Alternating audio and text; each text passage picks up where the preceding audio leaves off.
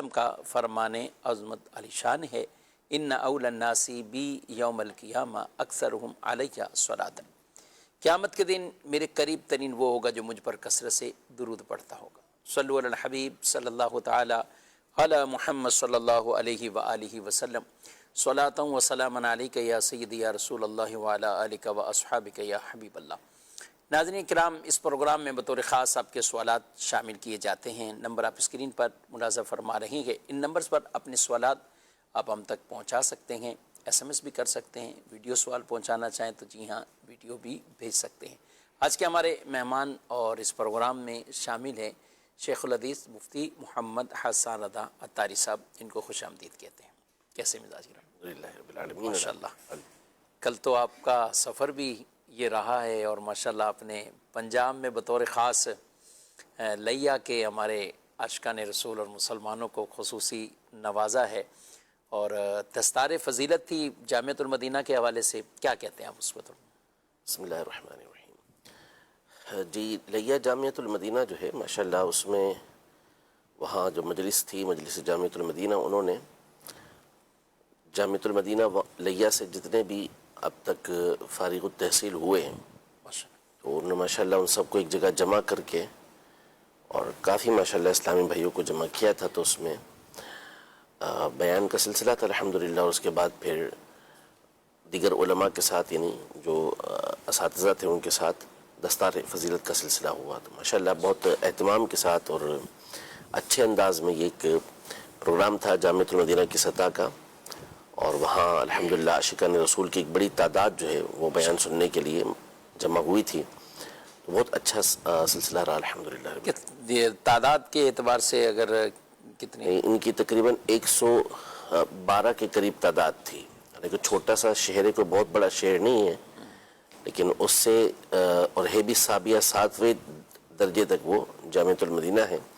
लेकिन वहाँ से जो मुख्तलिफ़ मकामात पर दुर हदीस के लिए गए, फारिग हुए, मुख्तलिफ़ जामिअतुल मदीना में आए वो, तो जैसे लाहौर, फैसलाबाद, डेरा इस्माइल ख़ान, कराची, मुख्तलिफ़ मकामात से जो फारिग तहसील हुए थे, उन्होंने उन तमाम को एक जगह पर जमा करके, जो कि थे बुनियादी एतबार से लैया जामिअतुल मदीना के, तो फिर उनकी दस्तार फ़जीलत का ये सिलसिला उन्होंने यानी बहुत एहतमाम के साथ, ये भी अच्छा है कि एजाज़ है और बिल्कुल जमा भी हो गए, गेट टू गैदरिंग भी उनकी हो गई, सारी मुलाकातें भी आपस में हो गई। और फिर इसके बाद अल्हम्दुलिल्लाह असातिज़ा की तरफ से उन्होंने बयान भी सुना, तरबियती फूल भी लिए और फिर एक अपने ही मादर इल्मी से इनकी दस्तार फ़जीलत की भी एक अलग से सूरत हो गई।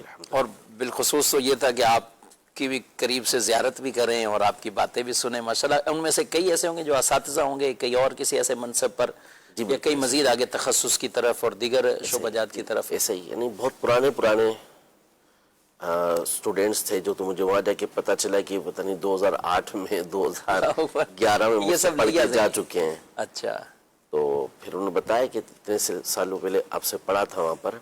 तो बहुत मोहब्बतें दी अल्हम्दुलिल्लाह उन्होंने और माशाअल्लाह बड़ी जो है वो इज़्ज़तों के साथ नवाजा उन्होंने। अल्लाह पाक इनको बरकतें नसीब फरमाए। ख़ास तौर पे मजलिस जामिअतुल मदीना जो वहाँ की थी, उन्होंने माशाअल्लाह बहुत एहतमाम के साथ ये प्रोग्राम करवाया अल्हम्दुलिल्लाह माशाअल्लाह। और इसमें तलबा इकराम के लिए और उनके लिए भी ज़ाहिर है कितनी एक हौसला अफजाई भी है। नाज़रीन इकराम, बताने का मकसद ये था कि अल्हम्दुलिल्लाह दावत इस्लामी के साथ जो इस तौर पर ताउन करते हैं, तो इस तरह के मनाजिर जब देखते हैं तो वाकई उनकी आंखें भी ठंडी होती हैं कि माशाअल्लाह सैकड़ों अफराद ऐसे हैं कि जो बाकायदा उलमा बन रहे हैं, कोई हुफ़ाज़ बन रहे हैं और तरह तरह से दीगर ऐसे आगे नेकी के काम में कोई इमाम हैं तो मुदर्रिस हैं, कारी साहब हैं। तो ये क्या है, ये एक फैज़ान अल्हम्दुलिल्लाह, एक इल्म का फैज़ान वो जारी है। आपको लगा कैसा? बड़े शहरों में तो कभी ना कभी चाहना होता है और ज़ाहिर मेरा ख्याल यहाँ तो फर्स्ट टाइम ही आप गए होंगे, क्या ख्याल है? हाँ, इस तरफ पंजाब के इस एरिया में तो पहली दफ़ा ही जाना हुआ। वैसे तो बचपन से नाम सुनते ही रहे इन एरियो के। हाँ बिल्कुल, क्योंकि ये यहाँ के कारी साहबान हुफ़ाज़ तरावी के लिए और इधर ये नहीं ऐसा ही है, बक्कर और लैया के। जी हाँ बिल्कुल ऐसे ही। मैंने खुद जो कारी साहब को मंज़िल सुनाई वो भी उसी इलाके के हैं। जी ऐसा ही है। मैं अब कहूँ हमारी मस्जिद में जो इमाम थे तो वो भी उस वक्त लैया के ही थे, जिनसे हम कहें कि हमने भी सुनाया उनको। तो माशाअल्लाह यानी दावत इस्लामी का फैज़ान हर मकाम पे नज़र आता है। हैरत होती है कि ऐसे अब वो चक کہتے ہیں. تو اس طرح کی چھوٹے علاقوں میں گاؤں دیہات کے اندر جو ہے وہ بعض مقامات پر تو جب وہ جاتے ہیں تو راستے دیکھ کے بندہ پریشان ہو جاتے ہیں کہ لے کے کہاں جا رہے ہیں یہ.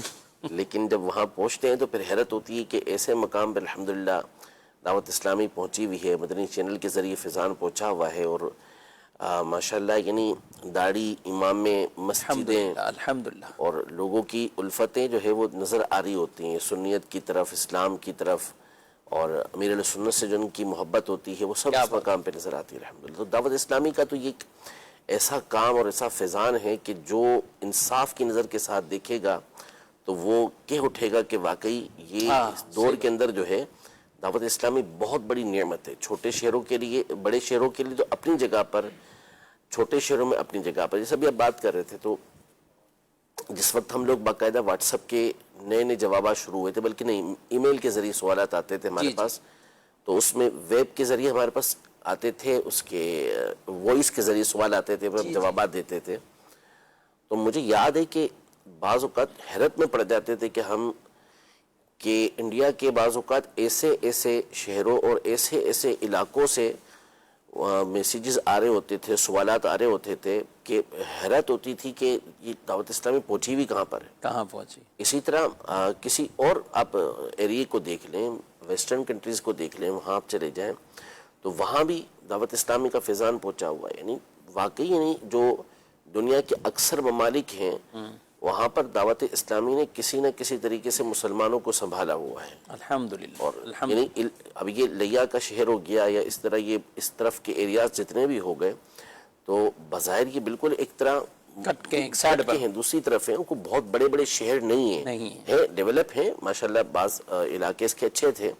تو اس سے یہ پتہ چلتا ہے کہ دعوت اسلامی کس طریقے سے وہاں پر پہنچی ہوگی اور کس طرح ہمارے ذمہ داران نے وہاں پہنچ کے کام کیا ہوگا. تو یہ واقعی یہ جو دعوت اسلامی ہے اگر اس کو دیکھا جائے تو یہ اس دور میں بالخصوص مسلمانوں کے لیے ایک بہت بڑی نعمت ہے. تو اس کے ساتھ تعاون کرنا, اس کے ساتھ جو ہے وہ مربوط رہنا, یہ اللہ پاک کی طرف سے ایک انعام ہے. تو ماشاءاللہ ابھی ٹیلی تھون بھی آ رہا ہے 12 اکتوبر کو, تو یقین کریں کہ یہ وہ تنظیم ہے کہ اس میں آپ جب بھی ساتھ دیں گے تو آپ کا یہ ساتھ دینا دنیاوی اعتبار سے بھی رائگاں نہیں جائے گا, اور انشاءاللہ یہ جو آپ کی دی ہوئی رقم ہوگی, عطیات وغیرہ ہوں گے, وہ ایسے مقامات پر ہی استعمال ہوں گے کہ جب آپ دیکھیں گے تو آخرت کا ثواب تو اپنی جگہ پر ہے, دنیا بھی آنکھیں ٹھنڈی ہو جائیں گی. ماشاءاللہ. اور آپ نے بہت پیاری بات کی کہ دعوت اسلامی کو کوئی انصاف کی نظر سے دیکھے اور اس طرح دیکھے گا تو وہ انشاءاللہ تعریف کیے بغیر وہ رہ نہیں سکے گا. قریب سے دعوت اسلامی کو دیکھنا یہ بہت اہم ہے اور بہت ضروری ہے. دعوت اسلامی کے ساتھ تعاون بھی کیجئے, خود بھی ساتھ ایسے شامل ہو جائیں, ورکر بن جائیں, اسلامی بھائی بن جائیں اور کام کیجئے. الحمدللہ اب تو اتنے شعبہ جات ہیں, آپ جس بھی فیلڈ میں چاہتے ہیں اپنے آپ کو آگے جو ہیں وہ لائیں, پیش کریں, تو انشاءاللہ آپ بھی دین کی خدمات بڑے آسان انداز سے سر انجام دے سکتے ہیں. مالی طور پر بھی ضرور تعاون فرمائیں. حضرت کل ہی گئے تھے, آج تشریف لائیں, تو میں نے کہا چلیں کچھ ابتدائی گفتگو ان سے اس حوالے سے ہو جائے. بڑھتے ہیں آپ کے سوالات کی طرف. سب سے پہلے کچھ ویڈیو شامل کرتے ہیں. میرا نام محمد عارف اتاری ہے. میرا مفتی صاحب سے سوال یہ ہے کہ کیا دوران نماز قرآن کریم کی آیت بھول جانے پر امام کو مقتدی بتا سکتے ہیں؟ مفتی صاحب جواب ارشاد فرمائیں. جزاک اللہ خیرہ. ماشاءاللہ. سید عارف اتاری ان کا سوال ہے, کیا فرماتے ہیں؟ بسم اللہ الرحمن الرحیم. جو تراویح میں بتایا جاتا ہے ظاہر ہے کہ جو سامع ہوتے ہیں وہ بھی مقتدی ہی ہوتے ہیں, امام کے پیچھے نماز پڑھ رہے ہوتے ہیں تو وہ اقتداء کرنے والے پیچھے نماز پڑھنے والے ہوتے ہیں, تو وہ سب کے سامنے ظاہر ہے کہ وہ لقمہ دے رہے ہوتے ہیں. اب بعض لوگوں کے ذہن کے اندر یہ ہوتا ہے کہ تراویح کے علاوہ کسی اور نماز میں امام سے اگر غلطی ہو رہی ہو تو اسے لقمہ نہیں دے سکتے, اسے بتا نہیں سکتے. تو ایسا نہیں ہے. ٹھیک, امام اگر کوئی تلاوت کے اندر قرات کے اندر غلطی کر رہے ہیں یا بھول گئے ہیں تو اس صورت میں جو پیچھے نماز پڑھنے والے افراد ہیں ان میں سے جس کو آتا ہے وہ بتا سکتا ہے. البتہ یہاں یہ احتیاط ضروری ہے کہ اگر امام صاحب مثال کے طور پر انہیں آیت یاد نہیں آ رہی تو پہلے انہیں نکالنے دی جائے, انہیں کوشش کرنے دی جائے کہ اس کو صحیح کر لیں. نہیں صحیح کر پا رہے تو پھر کوئی پیچھے جس کو معلوم ہے، یاد ہے، وہ لقمہ دے دے، وہ بتا دے کہ یہ آیت اس طرح سے ہے. تو اس میں کوئی حرج نہیں ہے کہ اگر کسی نے پیچھے سے صحیح لقمہ دیا ہے، درست لقمہ دیا ہے، درست بتایا ہے، تو وہ بتا سکتا ہے. اور مؤذن ہی کا بتانا ضروری نہیں ہے، سامع کا ہی بتانا ضروری نہیں ہے، دوسرا کوئی اگر بتا دیتا ہے تو بھی یہ ٹھیک ہے، جائز ہو جائے گا. البتہ تراویح میں چونکہ مقرر ایک سامع ہوتا ہے، اگر سب بتانے لگیں گے تو پھر نتیجہ امام کی گھبراہٹ کی صورت میں نکلے گا، اور ہو سکتا ہے کہ جو ہے وہ کوئی خوشگوار باتیں ہو جائیں. تو اس لیے وہاں جو مقرر ہے وہی رکمہ دے. باقی اس کے علاوہ اگر کسی اور مقام پر امام صاحب سے غلطی ہو رہی ہے، وہ بھول گئے ہیں اور ان کو یاد نہیں آ رہا، تو ٹھیک ہے، پیچھے سے جو مقتدی ہیں وہ بتا سکتے ہیں. سورہ فاتحہ میں بھی لقمہ دیا جا سکتا ہے؟ ہر جگہ پہ دیا جا سکتا ہے. سورہ فاتحہ ہو یا کوئی اور صورت ہو، جب امام سے غلطی ہو رہی ہے، اسے یاد نہیں آ رہا، تو پھر کوئی بھی رکمہ دے سکتا ہے. سورہ فاتحہ میں یعنی دیگر یا ناظرین سے ہم بطور خاص یہ مسئلہ بتانا چاہیں گے کہ اگر سورت کوئی اور پڑھ رہے ہیں، اس میں کوئی آیت رہ جاتی ہے، لیکن اتنا پڑھ لیا کہ واجب ادا ہو گیا، بلکہ کافی حد تک وہ پڑھ لیا. سورہ فاتحہ کی تو ہر آیت واجب ہے. وہ واجب. اب یہاں کوئی رہ جائے اور لوگ اس کو تصور بنا کر کے نماز کے بعد بتا دیں گے تو نہیں، پھر ایسا نہیں ہو سکتا. یہ تو ظاہر ہے کہ نماز کی اصلاح کے لیے ضروری ہو جائے گا. اب واقعی امام صاحب کچھ آیت چھوڑ کے آگے بڑھ نہیں، گئے ایسا ہوتا ہے بعض کا، تو اس صورت میں تو پیچھے مقتدیوں کو بتانا پڑے گا. لازمی ان کو بتائیں. لازمی ہے کہ وہ بتائیں امام صاحب کو کہ یہاں آپ سے اس مقام پر یہ غلطی ہو رہی ہے. جی. سوال میرا یہ ہے کہ اگر بندہ پہلی رکعت میں شامل ہو تو کیا ہمیں ثنا جو ہے تو یہ جب شامل ہوتے جائیں تب پڑھنی ہے، یا پھر اس کا کیا طریقہ کار ہے؟ یہ بعد میں جب پہلی رکعت ہماری بنے گی سلام امام کے پھرنے کے بعد جب تب پڑھنی ہوگی، ہے اس کا طریقہ کار بتا دے. جی مزید سوال ایک اور شب. مفتی صاحب کی بارگاہ میں یہ سوال ہے کہ نماز میں دل نہیں لگتا، کیا عمل کریں تو نماز میں دل لگنا شروع ہو جائے؟ جی ثنا کے حوالے سے یہ کہہ رہے ہیں پہلی رکعت میں اگر شامل ہوئے امام کے پیچھے تو طریقہ بتا دیں اس کے. کیا اگر امام جہری نماز میں نہیں ہے، یعنی بلند آواز سے قرات جس میں ہوتی ہے وہ قرات نہیں کر رہا، اور آپ پہلی رکعت کے اندر ہی شامل ہوئے ہیں تو ظاہر ہے کہ آپ ثنا پڑھیں گے. ہاں، امام صاحب اگر بلند آواز سے قرات کر رہے ہیں اور قرات کرنا انہوں نے شروع کر دی ہے تو اب آپ جو ہے وہ ثنا نہیں پڑھ سکتے. اسی طرح اگر امام صاحب رکوع کے اندر ہیں اور اب آپ شامل ہوئے ہیں اور امام صاحب کی عادت آپ کو پتہ ہے کہ وہ طویل رکوع کرتے ہیں، اور آپ تکبیر کہہ کے بآسانی ثنا پڑھ کے پھر رکوع میں شامل ہو جائیں گے تو بھی آپ ثنا پڑھ سکتے ہیں، وہ پڑھ کے پھر رکوع کے اندر شامل ہوں. ہاں، اگر اس بات کا اندیشہ ہے کہ امام صاحب کھڑے ہو جائیں گے تو اس صورت میں آپ تکبیر کہہ کے دوسری تکبیر کہتے ہوئے پھر آپ رکوع کے اندر چلے جائیں، ثنا پھر آپ چھوڑ دیں. ہاں، آپ کی کوئی رکعت چھوٹ گئی ہے اور آپ نے امام کے ساتھ شامل ہونے کے بعد ثنا نہیں پڑھی، جیسے امام صاحب نے قرات شروع کر دی تھی اور آپ نے دوسری رکعت میں آپ شامل ہوئے ہیں، آپ نے ثنا نہیں پڑھی، تو پھر جب آپ کھڑے ہوں گے تو اس وقت آپ نے ثنا سے ابتدا کرنی ہے. ٹھیک ہے. دوسرا سوال تھا نماز میں دل نہیں لگتا، کچھ ایسا طریقہ بتائیں کہ دل لگنا شروع ہو جائے. نماز میں سب سے پہلی تو آپ یہ بات ہے کہ اہتمام کریں کہ آپ اللہ کی بارگاہ کے اندر حاضر ہو رہے ہیں، اپنے رب عز و جل کی بارگاہ میں حاضر ہو رہے ہیں، اپنے مالک اور اپنے خالق کی بارگاہ میں آپ حاضر ہو رہے ہیں. تو جب آپ یہ تصور کریں گے کہ جس رب نے مجھے ہر ایک نعمت سے نوازا ہے اور میں سرتپا اسی کی ملکیت کے اندر ہوں، اس نے پھر مجھے توفیق و سعادت دی ہے کہ میں اس کی بارگاہ میں حاضر ہو رہا ہوں، تو انشاءاللہ آپ کا نماز کے اندر دل لگ ہی جائے گا. البتہ یہاں پر اتنا ہے کہ نماز میں دل لگے یا نہ لگے، آپ کو خشوع و خضوع حاصل ہو یا نہ ہو، باہر صورت نماز آپ نے ادا کرنی ہے کہ یہ آپ پر ایک مقرر کردہ فرض ہے. وقت آئے گا اگر آپ اللہ کی رضا کے لیے مسلسل نماز ادا کرتے رہیں گے تو اللہ نے چاہا تو ایک دن نماز میں آپ کا دل بھی لگ جائے گا. لیکن اگر دل نہیں بھی لگتا تو بھی آپ پر لازم ہے کہ آپ نے نماز میں شامل ہونا ہے، اور جماعت آپ پر واجب ہوتی ہے تو جماعت کے ساتھ ہی آپ نے نماز ادا کرنی ہے.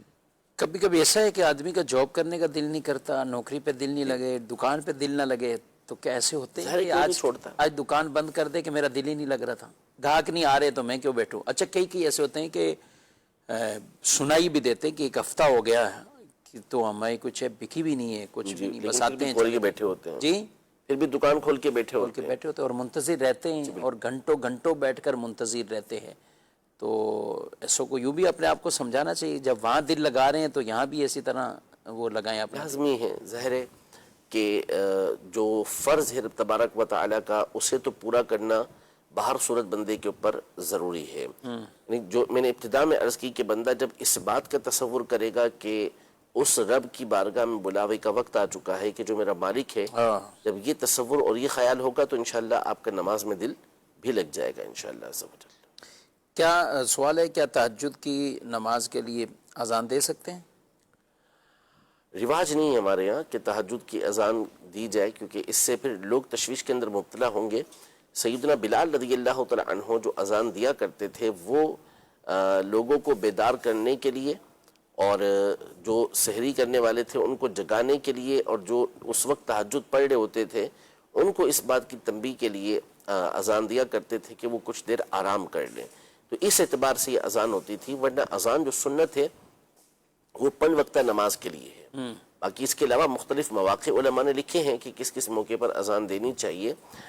تہجد کے لیے مسنون نہیں ہے کہ اذان اس طرح سے دی جائے. مزید سوال. میرا نام احمد اتاری ہے. میرا مفتی صاحب سے سوال ہے کہ ہم مطالعہ میں اپنا شوق کیسے بڑھائیں، کہ ہم جب بھی مطالعہ کرتے ہیں تو ہمیں نیند ہم پر غالب آ جاتی ہے، تو برائے مہربانی اس بارے میں ہمیں ارشاد فرما دی. جی مزید.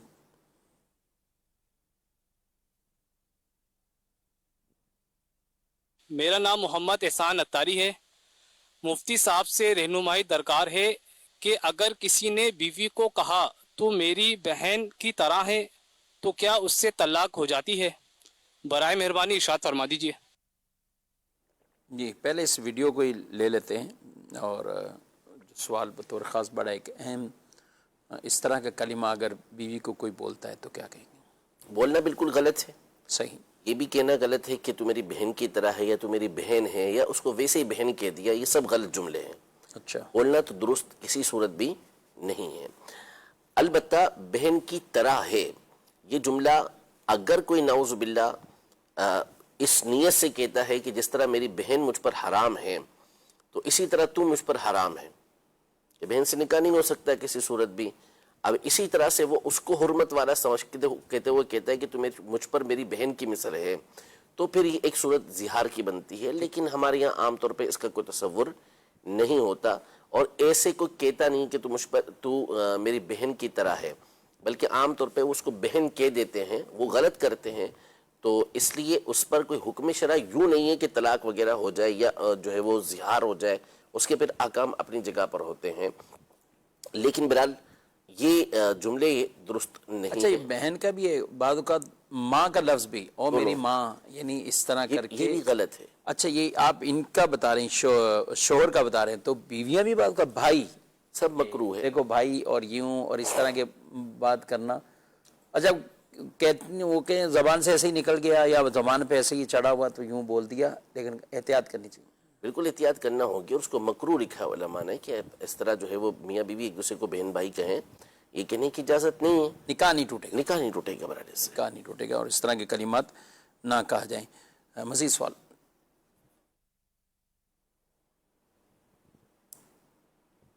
جی کچھ چل رہا بھی. ایک اور سوال بھی تھا اس میں. ایسی یہ ایک سوال ہے کہ ایسی مہندی یا کوئی کلر بلیک نہ ہو لیکن لگانے سے بال کالے ہو جائیں تو اس پر کیا حکم شرعی ہے؟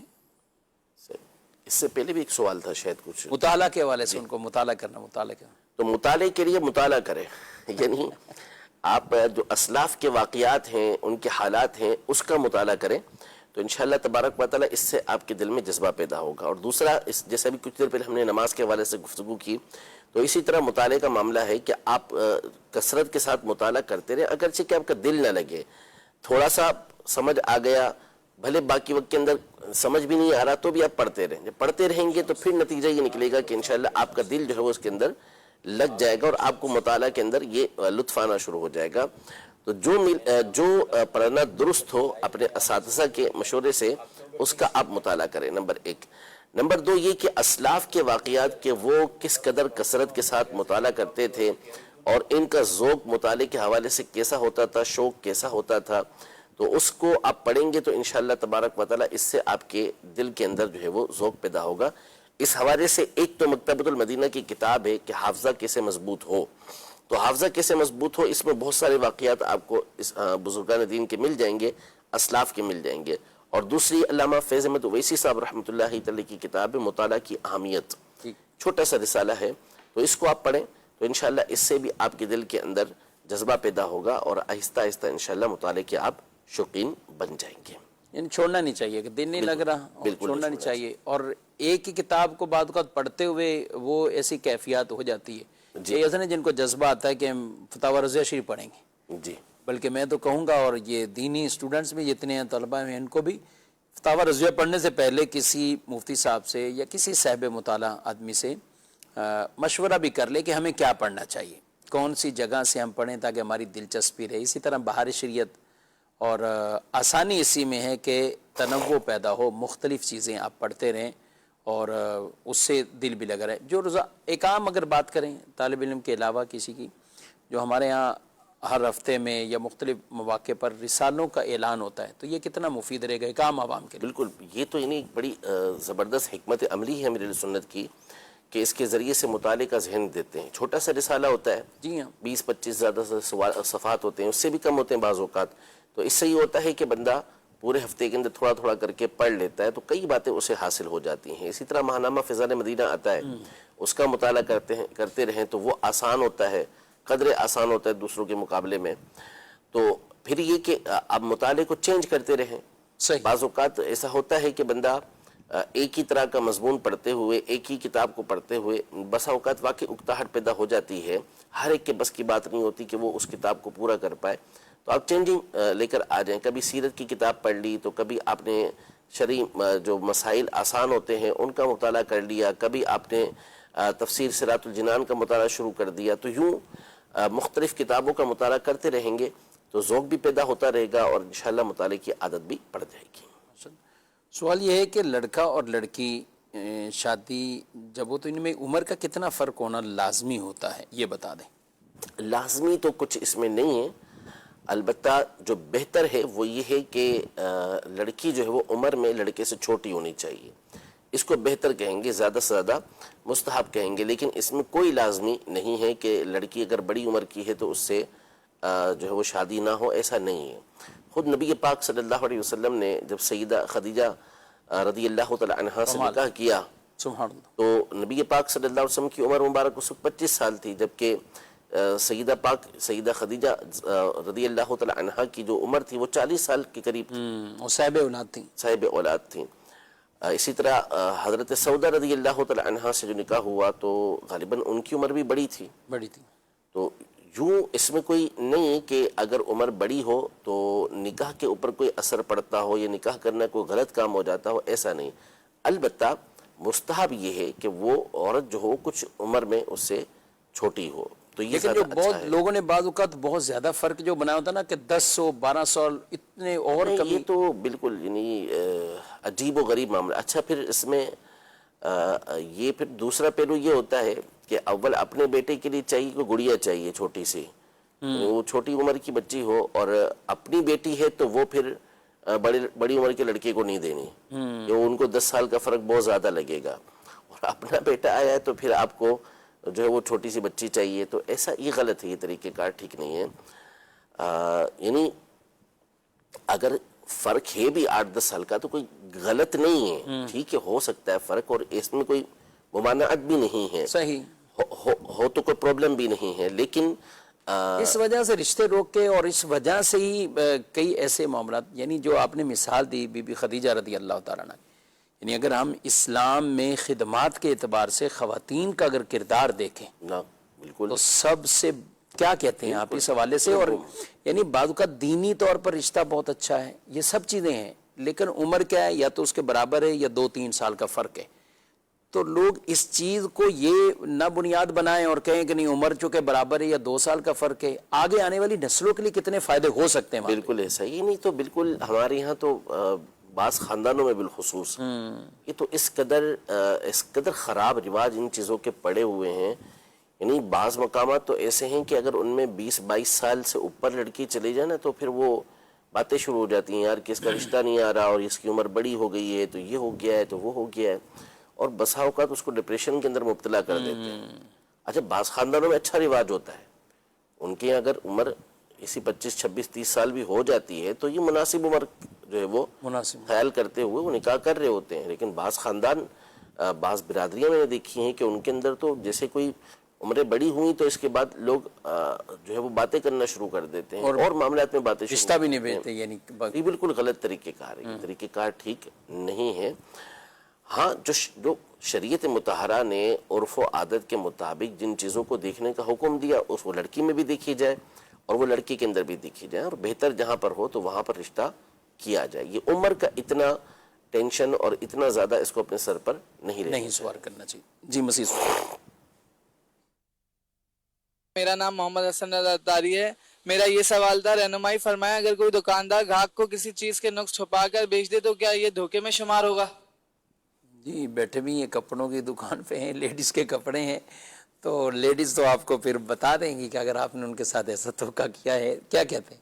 نہیں تو دھوکے کے لیے پھر کیا الگ سے کچھ سینگ لگانے پڑیں گے کہ یہ دھوکہ ہوتا ہے؟ تو دھوکہ کہتے کس کو؟ اور جب آپ نے اس کے جو خرابیاں تھیں اس کو چھپا دیا، اسے بتایا ہی نہیں آپ نے، اور جس کو کہتے ہیں کہ آپ نے گھما دیا اس کو تو یا لپٹا دیا اس کو آپ نے، تو یہ دھوکہ ہی تو ہے اور یہ گناہ ہے آپ کے لیے، ناجائز و حرام ہے اس طریقے سے کام کرنا۔ اور اگر وہ ایپ پر مطلع ہونے کے بعد اسے دیکھنے کے بعد آپ کے پاس آتے ہیں کہ بھئی اس کے اندر خرابیاں ہیں تو پھر آپ کو واپس کرنا بھی لازم ہوگا۔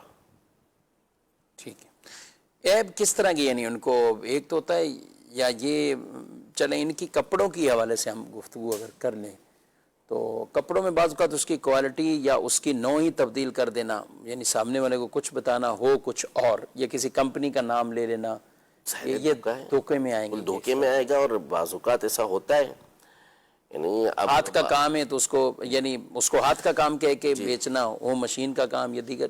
اصل میں ہوتا یہی ہے کہ بعض اوقات گاہک ہوشیار بن رہا ہوتا ہے تو پھر یہ بتاتے ہیں کہ ہم آپ سے اوپر کی چیزیں ہیں، تو اس کو دکھایا اچھا کپڑا گاہک کو تو گاہک کہتا ہے اس سے اچھا دکھاؤ، تو پھر اس سے گھٹیا دکھا کے اس کو اعلیٰ بنا دیتے ہیں اس کو اور اس کو دھوکہ دے دیتے ہیں۔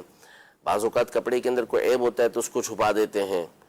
عیب تو بہرحال جو پھٹا ہوا ہے یہ کسی جگہ سے اس کے اوپر کچھ کام کیا ہوا ہے تو وہ تو پہچان جاتے ہیں عام طور پہ لوگ، لیکن کپڑے کی جو کوالٹی ہوتی ہے وہ ہر ایک نہیں پہچان سکتا۔ تو بعض اوقات اس طرح دھوکہ دیتے ہیں کہ فلاں مشہور برینڈ کا یہ کپڑا ہے اور اس کی فرسٹ کاپی ہے تو یہ ہے تو وہ ہے، حالانکہ وہ کچھ بھی نہیں ہوتا اور اس کو غلط چیز جو ہے وہ دے دی جاتی ہے۔ اور بعض اوقات تو مارکیٹ ریٹ جو ہوتا ہے اس میں بھی غبن فاحش سے کام لے لیتے ہیں کہ عام طور پہ وہ کپڑا جو ہے وہ 500 600 700 800 1000 کا مل رہا ہوتا ہے، لیکن یہ 10 12 ہزار بعض اوقات یا 3 4 ہزار روپے بعض اوقات اس طریقے سے لے بتا دی اور لیتے ہیں، دھوکہ دیا، دھوکہ دیتے ہیں اس کو۔ جی مزید سوال۔ میرا نام راشد ہے۔ میرا مفتی صاحب کی بارگاہ میں سوال ہے کہ قرآن پاک کی تلاوت میں اگر یہ ریکارڈنگ بھی ہے اس کا احترام کس طرح کیا جائے؟ جی احترام تو بہرحال قرآن پاک کا ہر صورت میں کیا ہی جائے گا۔ ٹھیک۔ کچھ شرعی احکام ہوتے ہیں، جیسے کوئی شخص تلاوت قرآن مجید فرقان حمید سننے کے لیے کسی مقام پر بیٹھا ہے اور وہاں پہ کوئی قاری صاحب تلاوت کر رہے ہیں یا کوئی قرآن پڑھنے والا تلاوت کر رہا ہے تو اب وہ اس نیت سے بیٹھا ہے تو فرض عین ہو جاتا ہے اس کے اوپر سننا۔ بہت سارے افراد ہر ایک سننے کے لیے آئے تو ہر ایک کو سننا پڑے گا، اور اگر سب سننے کے لیے نہیں آئے اور پہلے سے وہاں قرات ہو رہی تھی اور وہ جگہ بھی قرات کے لیے مناسب ہے تو اب کسی ایک پر سننا یہ ضروری ہو جائے گا۔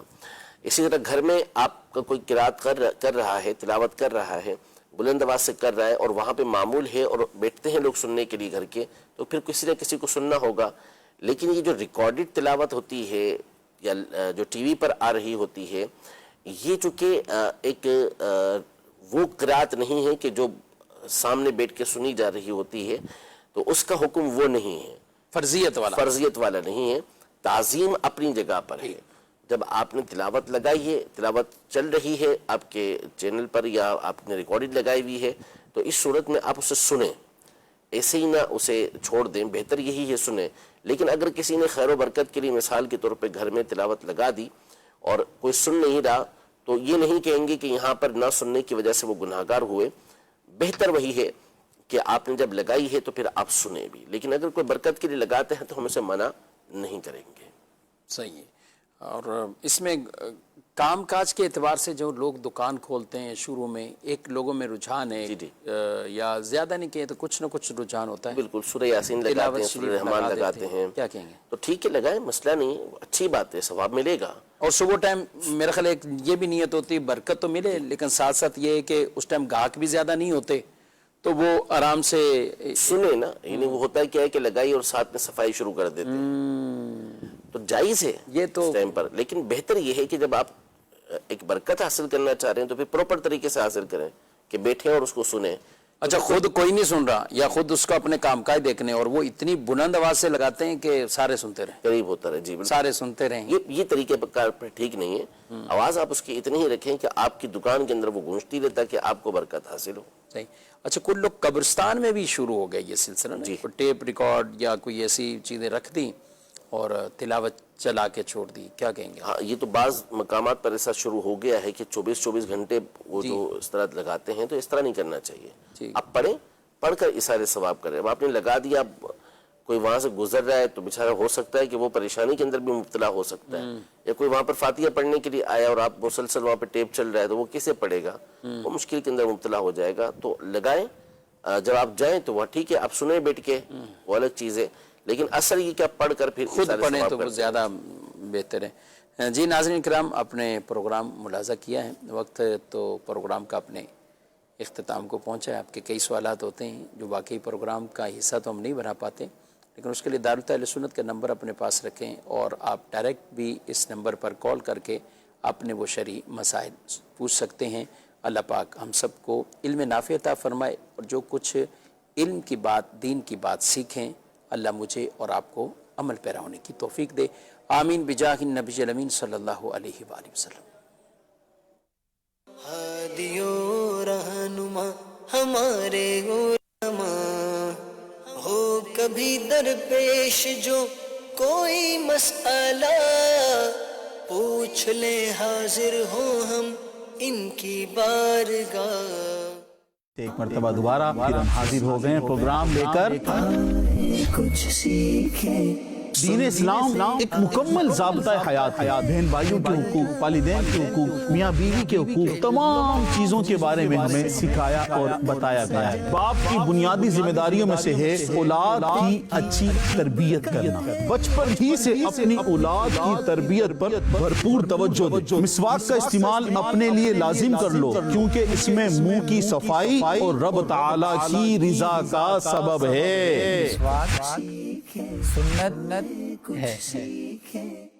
دیکھیے پروگرام آئے کچھ سیکھیں آج مدینہ منورہ میں رات 7 بجے اور پاکستان میں رات 9 بجے مدنی چینل پر. صلو علی الحبیب صلی اللہ تعالی علی محمد. مجھے اپنی اور ساری دنیا کے لوگوں کی اصلاح کی کوشش کرنی ہے انشاءاللہ. نماز ہم پر فرض ہے, اور جو شخص جان بوجھ کر نماز چھوڑ دیتا ہے وہ ہزاروں سال جہنم میں رہنے کا مستحق بن جاتا ہے.